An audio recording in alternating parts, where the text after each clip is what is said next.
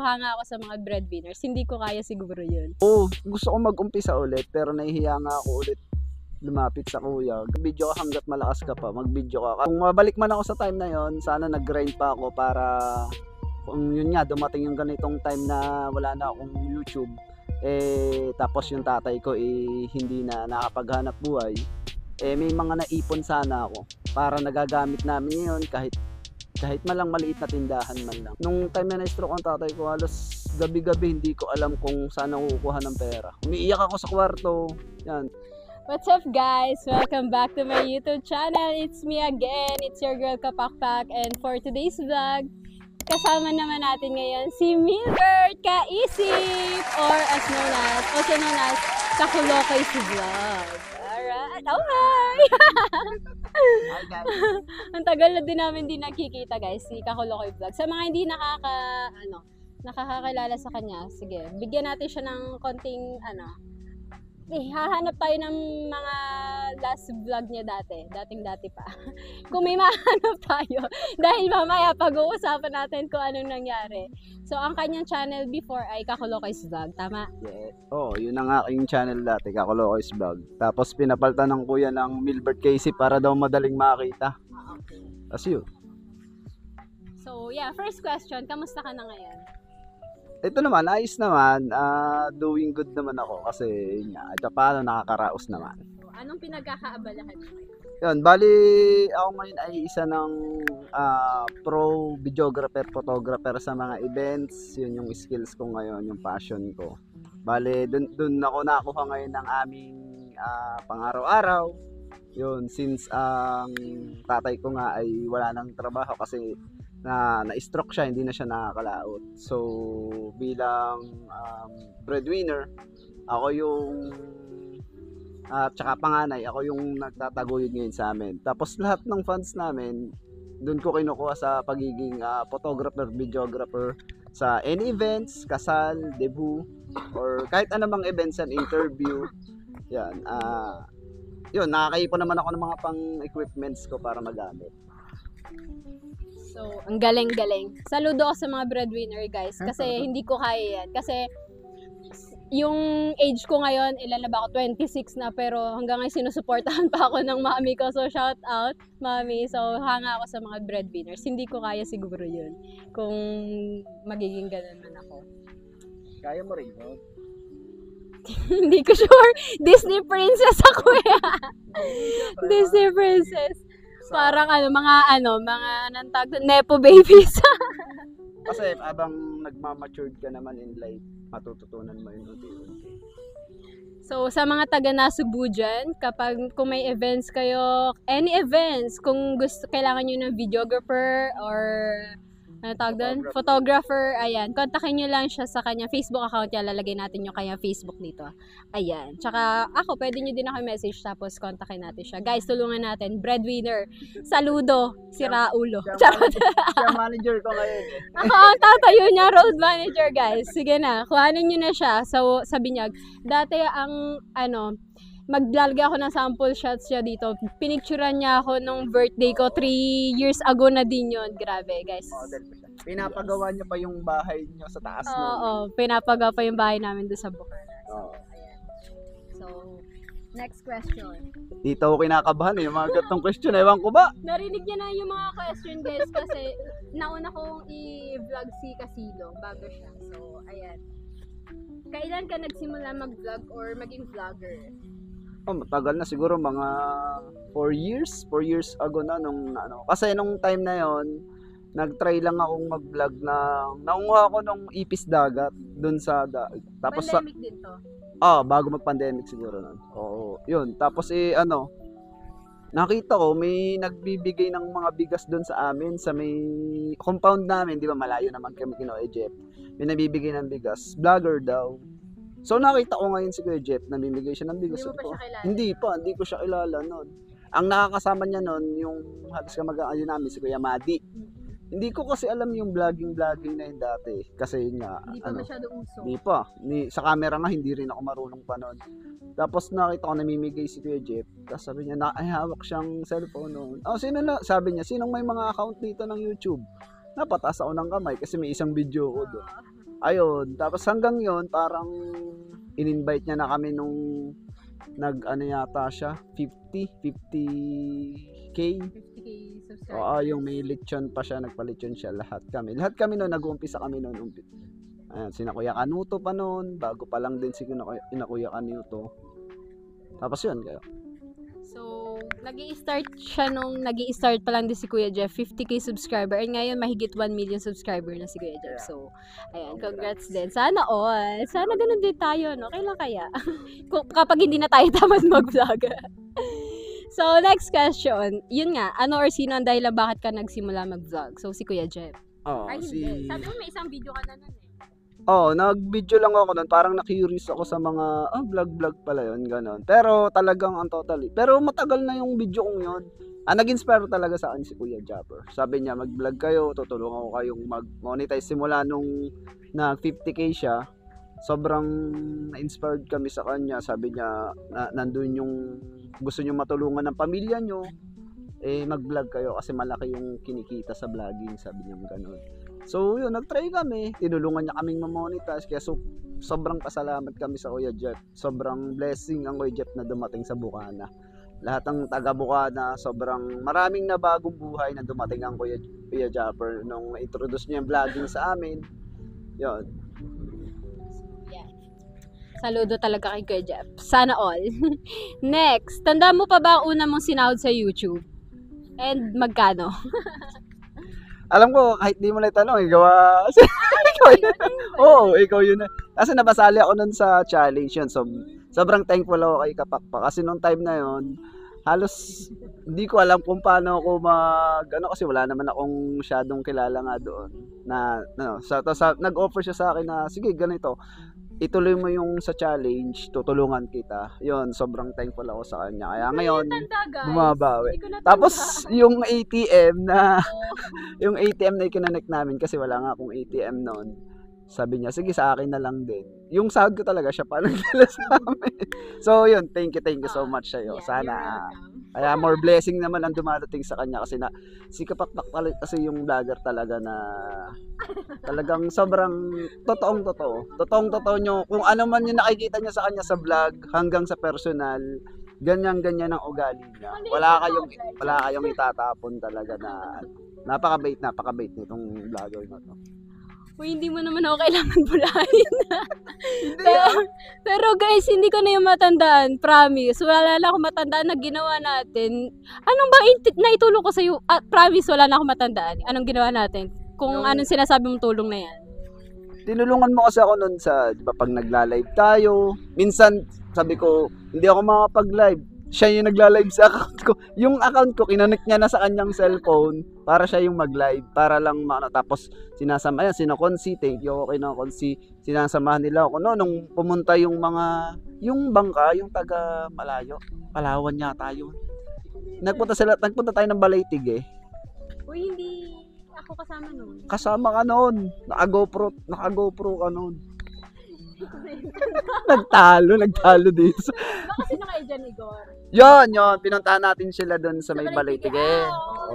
Isa yun sa challenge. Tapos sabi ko, pagka sinasabi ko sa kanya, sabi ko, Kapakpak, wala na akong content, wala na ako. Sabi niya, di ganito, gawin mo, ulitin mo na lang yung dati mo content.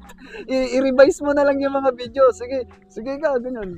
Sobrang siya talaga yung nag-push sa akin doon sa challenge na yun. Kaya naman kahit hindi naman tayo na-graduate, pero hindi naman din tayo na zero sa imbis. Oo, sobrang laking tulong nun. Kaya sobrang thankful talaga. So guys, ito na, hindi nyo alam, wala na siyang channel. Kahit i-search nyo yung Kakaloka Vlog, lalabas yung dati niyang channel. Pero iba na yung pangalan. So, ikakwento niya kung bakit. Yun nga, tulad nga ng sinabi ni Sel, ni Kapakpak, na wala na yung channel ko kasi nung time na yun, may event ako sa parteng kay Laway noon. Naiwan ko yung cellphone ko na ginagamit ko sa vlog, nandun lahat yung account ko, wala akong backup kasi isa nga lang yung cellphone ko. Yun, naiwan ko siya, tapos hindi ko na binalikan ko, wala na siya doon. Tapos siguro mga ilang weeks, 2 weeks, 3 weeks na nakalipas, nakita ko, chinek ko yung channel ko, meron ng ibang gumagamit. Tapos babae siya, parang malayo no? Parang nasilip din kasi ni Kapako. Parang Visayas or taga doon siya. Yun yung nagamit. Pero yung mga video ko nandun, hindi ko na rin siya masyadong, kasi nakakapanghinayang kasi sayang din naman. Pero sabi nga ni, kailangan kong kumayod araw-araw. Hindi pwedeng isipin yon. Siyempre may pamilya din naman ako. Kung hindi ako gagawa ng diskarte araw-araw, yun, sabi ko, hinayaan ko na lang. Yun, kung sana blessing na lang yung dumating sa kanya. Yan, ako naman kasi blessed din naman ako kahit paano. Kung nawala nun, hindi ko alam kung paano ko mababalik kasi hindi naman din ako photographer, videographer ako, pero hindi naman ako masyadong techie talaga lalo sa mga ganyang account. Kasi yung account ko nga siya pa yung nag-aayos ng dati. So yun, hindi ko na alam kung paano siya mariretrieve or anything kasi trinay ko siyang tingnan sa mga email ad ko, wala na, napalitan na yung email ad. Kasi siguro yung code nun, doon din papatak sa cellphone kong yun eh. So yun, hindi ko na alam kung paano siya. So ngayon, sabi nga nila, wala nga akong channel ngayon, hindi ako makapag-umpisa. Nahihiya naman akong lumapit kay Kuya Jeff ulit. Pero gusto mo? Oo, gusto ko mag-umpisa ulit, pero nahihiya nga ako ulit lumapit sa kuya dahil yun nga, baka sabihin naman ng... Sige guys, gawa natin ang paraan yan. Maggawa ulit siya ng channel. Supportahan nyo guys. Bago ko tayo upload, dapat may gawa na siya para ilalagay natin dyan yung link. Para matesting ko ulit kung diba mahirap ma-monetize lalo na ngayon. Kaya sobrang, parang nawala na rin ako ng pag-asa na sabi ko magpo-focus na lang ako sa, yun nga, sa videography, photography. Na yun, nakakalimutan ko na yung YouTube account ko. Kaya yun, kahit check nyo yung YouTube ko, iba na yung nag-upload. So, ayan guys. So, sana makapag-umpisa ulit siya ng panibagong channel. Tapos, sabihin natin kay Kuya Jeff para makapag-vlog ulit siya doon kasama natin sa dagat, sa Kubo. So, next is ano ang nabago sa buhay mo? Kung i-set aside muna natin yung nawala yung channel niya. So, ano yung nabago sa buhay mo simula nung nag-vlog ka? Pero, madaming beses ka ba sumahod? Hindi. Simula nung nag-vlog kasi ako, challenge lang ako sumahod. Tapos, bali 2 times naman, yung sumahod ako ng challenge, tapos yung tirang 5K. Kasi nung unang sahod ko, di ba yata nasa 30 yata yun ako. Tapos may 5K na tira. Yun yung padalawang sahod ko na labis. Yun lang sa buong kong pag-YouTube, doon lang ako sumahod. Pero sobrang thankful ako kasi yun nga, nabago din naman ang ko sa pagba-vlog sa mga nag-sponsor, mga sponsorship. Hindi din naman dahil lang sa sahod. May mga nakilala din tayong tao sa pamamagitan ng YouTube. So, shout out kay Tita Burns. Jojoy Official. Yan, Jojoy Official, shout out. Thank you so much. We miss you, Tita Burns, Jojoy Official. Isa siya sa sobrang talagang sumuporta sa akin. Off-cam man, kahit wala sa harap ng camera. Yan. So, ito din, idol na idol ni Jojoy. Shout out Joy. Dalaga na siya ngayon. Oo, hindi na nagpapapasok ngayon yun, pero shout out pa din po. Thank you so much po sa mga tinulong niyo sa amin before. So, thank you po. So, ayan nga. Ang next question ko is, nagba-vlog ka pa ba ngayon? Why or why not? So, yun nga. Yun, hindi na pag-vlog kasi wala din akong pag-upload. Gustuin ko man, wala akong pag-upload. Pero nag-upload ka sa Facebook mo minsan, di ba? Sa account ko lang. Hindi po. Ang hirap din sa Facebook Ang tagal. So, yun. Swertihan na nga lang. Maswerte lang talaga mga taga-Bukana dahil may Kuya Jeff na tumulong. So, yan. Next. Ito yung tanong ko kay Kasilong kanina. If you have been given a chance na bumalik nung kalakasan mo sa pagbablog, so 2 beses ka pa lang naman sumahid, ano ang gagawin mo or hindi mo gagawin? Yung panahon na nagbablog ka, anong naisip mo na dapat pala ginawa ko to? Siguro yung kalakasan kong pagbablog noon dati, tulad nung sinasabi ni na Tita Burns dati, dapat pinush ko talaga. Yung grind talaga na nagsipag ako na yung ginagawa tulad ni kay Jeff na 3 video kada araw, 4 video, hanggat makapag-video ka, hanggat malakas ka pa, mag-video ka. Kasi, yun nga, hindi rin naman, sabihin natin, biro yung nagiging, talagang ang sahod sa YouTube, kayang bumago ng buhay mo. Tulad nga ng yan nangyari kay paring Kasilong, sobrang nabago din ang buhay niya, di ba? Dahil sa pag-YouTube. Yan. Tapos sabi ko nga, ang hindi ko siguro gagawin noon yung na-focus kasi ako sa ibang bagay. Sobra akong na-focus sa ibang bagay na tulad nung sumasayaw nga ako. Yun, Dancer din siya, guys. dancer din kasi ako sa dito sa Nasubu. So shout out sa mga grupo ko diyan, Evolution 29. And yun, sabi ko nga, na-focus ako doon, napabayaan ko yung YouTube ko. So ayun, sana kung mabalik man ako sa time na yon, sana nag-grind pa ako para kung yun nga dumating yung ganitong time na wala na akong YouTube, tapos yung tatay ko hindi na nakapaghanap buhay, may mga naipon sana ako para nagagamit namin ngayon kahit man lang maliit na tindahan man lang para pang araw-araw man lang namin. So yun. So sa mga curious or hindi kakilala, pwede po bang i-describe kung ano yung buhay nyo ngayon, kung anong itsura, kung basta kung paano ma-describe yung pamilya nyo ngayon, yung buhay nyo, kung ano ba, kung maginhawa ba, kung yung mga ganun. Hindi. Baka naman umiyak ka pa. Hindi. Sa akin kasi medyo mahirap kasi since nawalan na nga ng hanap buhay yung tatay ko kasi siya yung inaasahan namin padre di pamilya dati na araw-araw siyang pumapalaot noon, na bangka kami noon. Ngayon wala na, nabenta na namin yung bangka namin. As in wala talaga. Ang kumakayod sa amin is ako lang tsaka yung bunso kong kapatid kahit pa paano nakakatulong.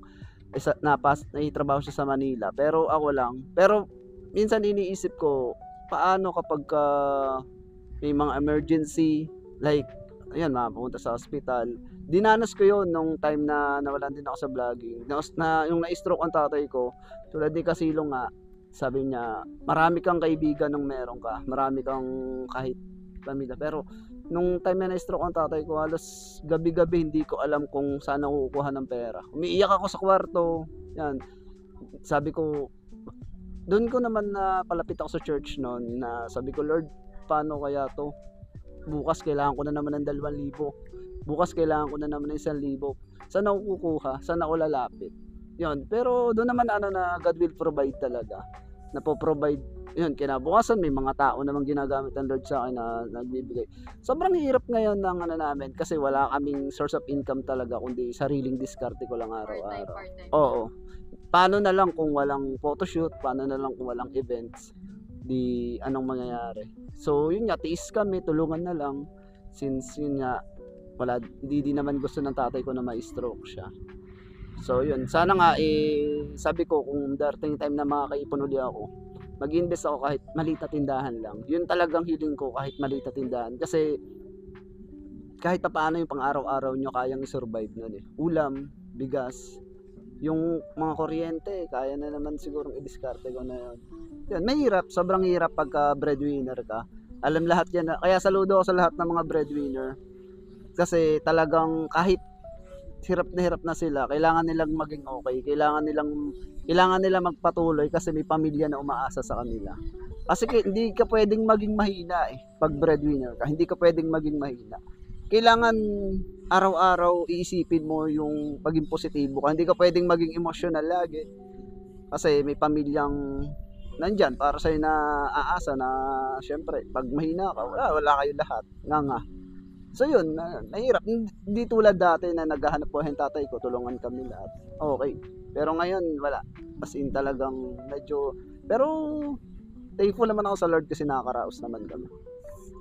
So yun nga, parang nakalimutan ko yung mismong exact word pero parang as and parang tawagin mo yung pangalan niya and hindi parang as and it will be given. Parang ganon. Tumawag ka lang lagi sa Lord and asahan mo. Hindi man ngayon pero ibibigay niya pa kung para sa'yo, para sa'yo. Siguro yung tumatak sa aking verse is yung Jeremiah 29:11. For I know the plans I have for you. Plan to prosper. Laging may plano ang Lord sa bawat sa ano man yung pinagdaraanan natin, personal man or anything. Laging may nakalaang plano ang Lord na mas maganda doon. Kahit anong trials yung pinagdadaanan mo. Hanggat naniniwala ka na kaya mo at nagtitiwala ka sa plano mo, malalampasan mo. 2, 3, and okay. Ayan. So, sa akin naman, Isaiah chapter 60 verse 22, yun nga. When the time is right, the Lord will make it happen. So, hindi man ngayon ibigay ni Lord, naniniwala ako na pagagaanin niya ang buhay ng bawat isa. Dahil, sabi nga dun sa ina-attendan ko sa City of God dito sa Bukana Extension, sabi nga, kung ang mga ibon nga, hindi niya pinapabayaan, binibigyan niya na makakain, tayo pa kayang anak ng Diyos, anak niya. So, ayan. Thankful din naman ako kahit ganun ang nangyayari sa buhay niya is hindi niya nakakalimutan lumapit sa Lord. Kahit na minsan nagdududa tayo, pero at the end of the day is hindi tayo makakalimot lumapit kay Lord. So, Yun talaga yung parang yun talaga yung magiging sandala natin kapag wala na talaga tayong pag-asa or hope sa buhay. Kahit naman yung pinakamatibay na tao or dumadating din lahat sa breakdown. Nagbe-breakdown ka din talaga. Pero yun nga, maging positibo lang. Yun, good vibes and yun, lagi ka lang magtiwala. Parang kalapate. So, ayun guys, sa mga na-inspire sa kwento ay ito, pag nakakarinig ako ng mga ganitong kwento, parang masyado ko talagang tinitake for granted yung buhay mo. May mga hindi mo naiisip na sobrang swerte mo, na hindi mo na pagdadaanan yung mga hirap na pinagdadaanan nila katulad ni Milbert. So, sobrang swerte ko. So, thank you Lord. And hindi ko naman sa dinadown si Milbert, pero isa yun sa dahilan para mas lalo siyang maging matatag sa buhay. So, ayan, thank you so much. And last, sa mga susuporta sa'yo, message mo.